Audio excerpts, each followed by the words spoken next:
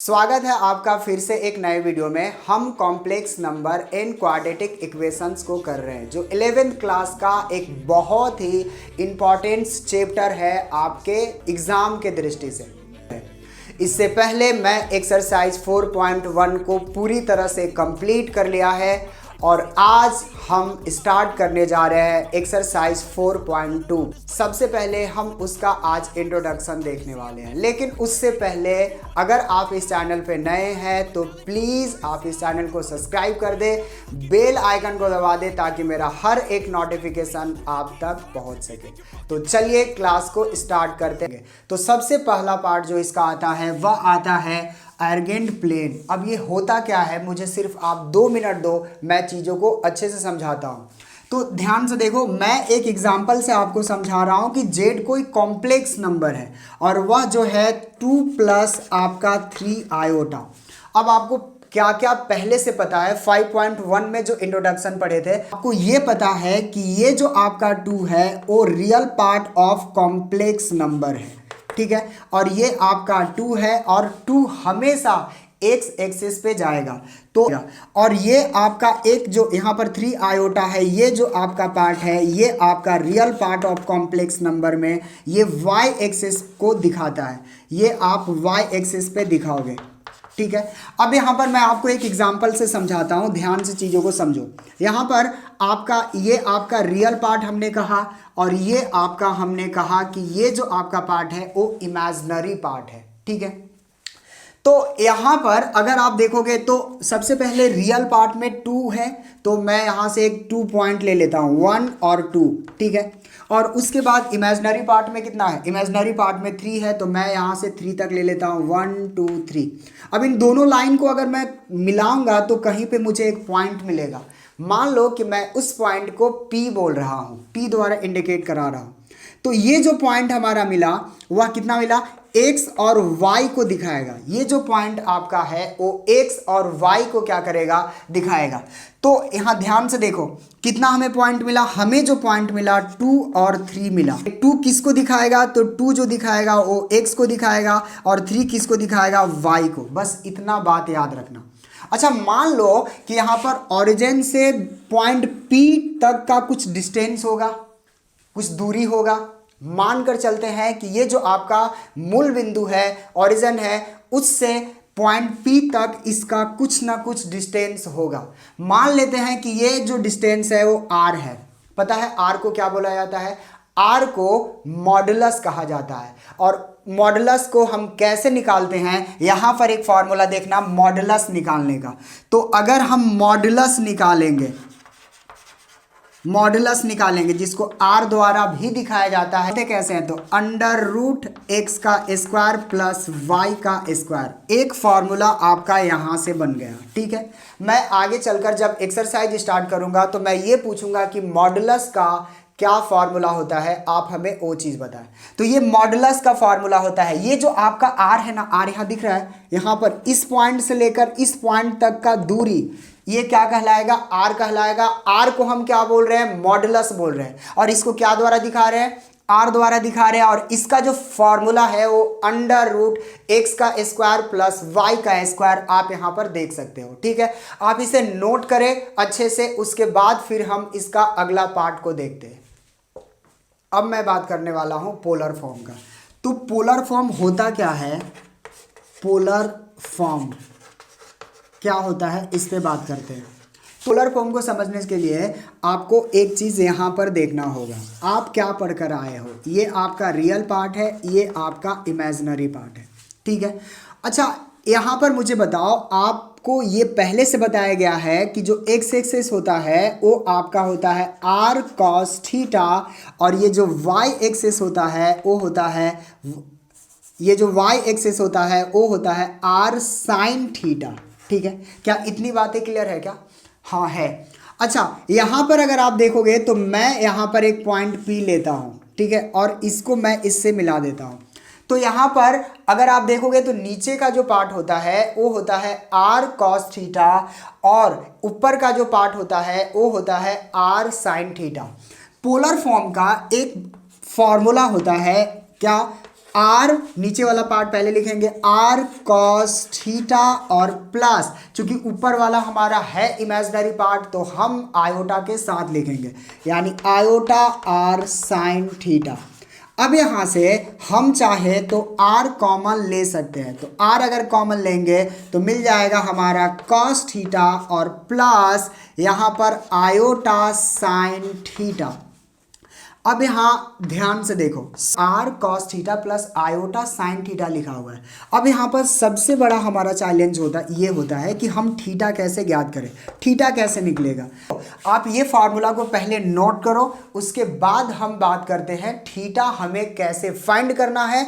और अगर हमसे पोलर फॉर्म पूछेगा तो जहाँ पर थीटा होगा हम थीटा को पहले फाइंड करेंगे और वहाँ पर साइन थीटा, थीटा की जगह पर उस वैल्यू को पुट कर देंगे, हमारा आ जाएगा। लेकिन आपको एक बात याद रखना है कि ये जो आपका लिखा हुआ है ये आपका पोलर फॉर्म का एक फार्मूला है, आप इसे नोट करें। अब हम बात कर लेते हैं थीटा का। थीटा हम कैसे निकालेंगे, थीटा हम कैसे फाइंड करेंगे। तो थीटा ज्ञात करने के लिए सबसे पहले आप इसको ध्यान से देखेंगे।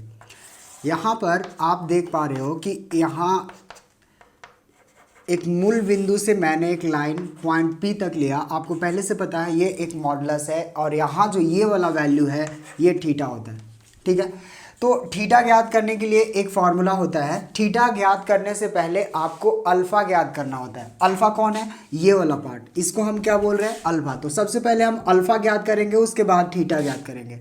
तो उसके लिए एक फॉर्मूला होता है, alpha is equal to tan inverse यहाँ पर इमेजिनरी पार्ट और अपॉन में रियल पार्ट होता है, ठीक है। अच्छा, यहाँ पर ध्यान से देखना, टेन इनवर्स लिखा हूँ और उसके साथ साथ इमेजिनरी पार्ट। यहाँ पर एक ये आपको ब्रैकेट नहीं है, ये मॉडुलस है। और मॉडुलस का मतलब क्या होता है कि अगर आप कोई वैल्यू प्लस में लिखोगे तो उसका वैल्यू प्लस में ही देगा और माइनस में रखोगे तो उसका वैल्यू माइनस में ही देगा, ठीक है। तो अगर यहाँ से मान लेते हैं आपका अल्फा ज्ञात हो गया, तो अल्फा ज्ञात हो गया तो अभी हमारा थीटा ज्ञात नहीं हुआ है, हमें थीटा ज्ञात करना है। तो थीटा कैसे हम ज्ञात करेंगे, तो चीज़ों को ध्यान से यहाँ पर समझो।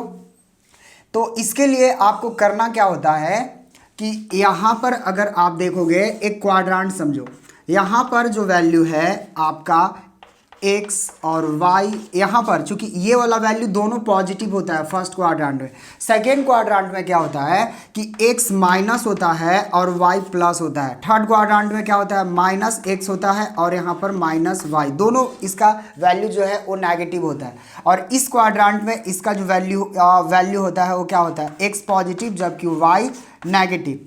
अब यूँ समझ लो, एक एग्जाम्पल से समझो। अगर मैं मान लो कि -2 और 3 लिखता हूँ तो इसका मतलब ये कौन सा क्वाड्रांट में जा रहा है, ये आपका जा रहा है -2 और 3, यानी ये आपका जा रहा है सेकेंड क्वाड्रांट में। मतलब यहाँ पर आप देख सकते हो ये जो वैल्यू होगा वो थीटा होगा, क्योंकि इस क्वाड्रांट में वो पॉइंट लाई कर रहा है। अच्छा, अब एक बात और याद रखो, तो मैं अब थीटा कैसे निकालूं, तो उसके लिए एक ना आपको कुछ फार्मूला याद रखना पड़ेगा। तो यहाँ पर मैं क्या लिख सकता हूँ, रखना है कि ये आपका पार्ट क्वाड्रांट है और ये वाला पार्ट आपका थीटा है। थीटा को देख लो, यहाँ पर मैंने ऊपर की तरफ लिखा है, ये आपका क्वाड्रांट है। तो यहाँ पर कितने क्वाड्रांट होते हैं, तो 4 टोटल क्वाड्रांट होते हैं। फर्स्ट, और ये आपका पार्ट सेकेंड, और उसके बाद ये जो पार्ट है आपका थर्ड, और ये वाला जो पार्ट आपका है वो आपका फोर्थ है। फर्स्ट क्वाड्रांट में एक बात याद रखना है, फर्स्ट क्वाड्रांट में जितना थीटा होता है उतना ही अल्फा होता है। मतलब फर्स्ट क्वाड्रांट में थीटा का वैल्यू और अल्फा का वैल्यू दोनों आपस में बराबर होता है। सेकेंड क्वाड्रांट में अगर आप देखोगे तो अगर आप थीटा निकालने जाओगे तो इसका फॉर्मूला होता है पाई माइनस अल्फा। मतलब पाई में से आपको अल्फा क्या करना होगा, घटा देना होगा। क्वाड्रांट में आप कैसे निकालोगे, तो थर्ड क्वाड्रांट में जो थीटा लिख लेगा वो थीटा का वैल्यू होगा माइनस पाई माइनस यहाँ पर अल्फा, और जो आपका फोर्थ क्वाड्रांट है वहां पर थीटा का वैल्यू माइनस अल्फा के बराबर होता है। पूरी तरह से प्रॉपर्टी को क्लियर कर देगा, आप इसे नोट करें। पोलर फॉर्म का फॉर्मूला आपको पहले से पता है, z is equal to r cos theta और plus iota r sine theta होता है। ये आपने अभी जस्ट पीछे पढ़ा है। अब ध्यान से देखो, सबसे पहले तो ये पता करो कि ये कौन सा क्वाड्रांट में है, ये पहले पता करते हैं। तो अगर आप देखोगे तो ये कौन सा क्वाड्रांट में जा रहा है भाई, ये जा रहा है आपका, क्योंकि यहाँ पर इसका दोनों वैल्यू जो है वो पॉजिटिव में है, मतलब ये फर्स्ट क्वाड्रांट में जाएगा, मतलब कुछ यहाँ पर जाएगा, और यहाँ से हमें थीटा भी निकालना है, मॉडुलस भी निकालना है। ठीक है, तो मैं क्या कर रहा हूँ, सबसे पहले मैं मॉडुलस निकालूंगा। तो आपको अगर आप यहाँ पर देखोगे तो मॉडुलस निकलेगा कैसे, ये कोई कॉम्प्लेक्स नंबर 1 प्लस यहाँ पर आयोटा √3 है। तो ये क्या होता है, ये आपको पहले से पता है, ये x होता है, और ये जो √3 है ये आपका y होता है। मतलब यहाँ पर 1 जो है वो x है, और ये जो √3 है ये आपका y है। तो मैं क्या करूँगा, मॉडुलस बराबर MODULUS होता है, modulus r is equal to आपका x का स्क्वायर प्लस y का स्क्वायर, x का स्क्वायर प्लस y का स्क्वायर। तो मैं क्या कर सकता हूँ, यहाँ पर x का स्क्वायर का मतलब 1 का स्क्वायर प्लस y का स्क्वायर का मतलब √3 का स्क्वायर। तो 1 का स्क्वायर का मतलब कितना होगा 1, और √3 का स्क्वायर का मतलब 3 3 9, 9 का वर्गमूल कितना आ जाएगा 3 ही आएगा। तो यहाँ पर मैं लिख दूंगा 3।